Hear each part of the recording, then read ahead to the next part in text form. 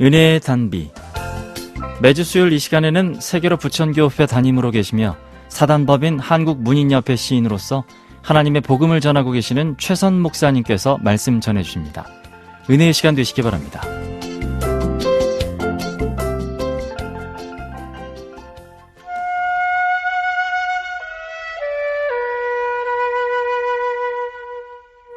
한국전쟁 시 서울 수복과 국군과 유엔군의 반격으로 3·8도선을 한국군 제3사단이 북진했던 역사적인 날을 기억하며 자유 대한민국을 위해 자신의 목숨까지 바친 분들께 감사드립니다.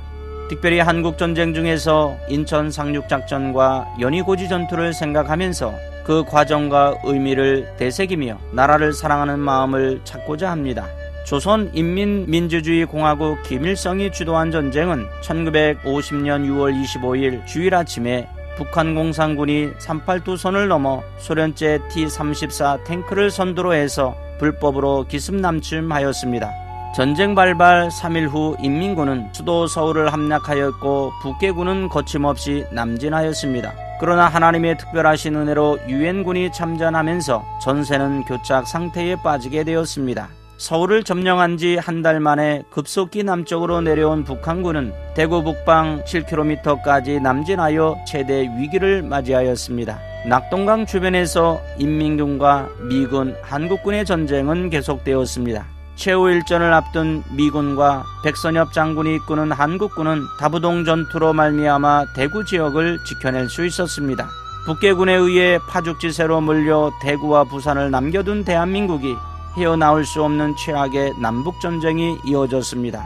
이를 극복할 수 있는 방안으로 맥어더 장군은 북한군의 후미를 철저히 차단하여 전쟁의 승기를 역전시키기 위한 작전을 세워놓고 있었습니다. 대한민국 서울을 속히 탈환해야 한다는 맥어더 장군의 결단으로 크로마이트 작전이 감행되었습니다. 북한군이 인천에서 상륙작전을 한다는 것을 인식하지 못하도록 통영 상륙작전, 서해안 포격 상륙작전, 군산 상륙작전, 삼척 포격 상륙작전, 영덕 장사 상륙작전 등의 양동작전으로 북한군을 교란시켰습니다. 인천 상륙작전은 2단계로 전개되었는데 먼저 월미도를 선점한 후 해안 교두보를 확보하고 인천 시가지의 북한군을 단번에 소멸하는 것이었습니다. 1950년 9월 15일 유엔군은 스트러블 해군 제독의 지휘 아래 연합군 261척의 함정과 약 7만 5천여 명의 병력으로 인천 상륙작전을 단행하였습니다. 1단계로 미국 제5해병연대 제3대대는 06시 33분에 녹색 해안인 월미도에 상륙하였고 제2단계로 미 제5해병연대와 한국해병 제1연대가 적색 해안인 만석동 지역의 오후 만조시 17시 33분에 방파제로 올라 상륙하였습니다. 미 제1해병연대는 청색 해안인 송도해안도로 부근에 17시 32분에 상륙하여 해안 교부도를 확보하는 데 성공하였습니다. 그 후 인천을 수복하고 경인가도 진격전을 전개함과 동시에 9월 18일부터 미국 제7보병사단과 육군 제17연대가 서울 수도를 탈환하기 위한 연합작전을 전개하게 되었습니다. 인천 상륙작전 후 가장 치열했던 연희고지 전투는 일제강점기부터 선교사들에 의해 연희전문학교 현 연세대학교로 시작하여 세브란스 병원이 운영된 캠퍼스에서 있었습니다.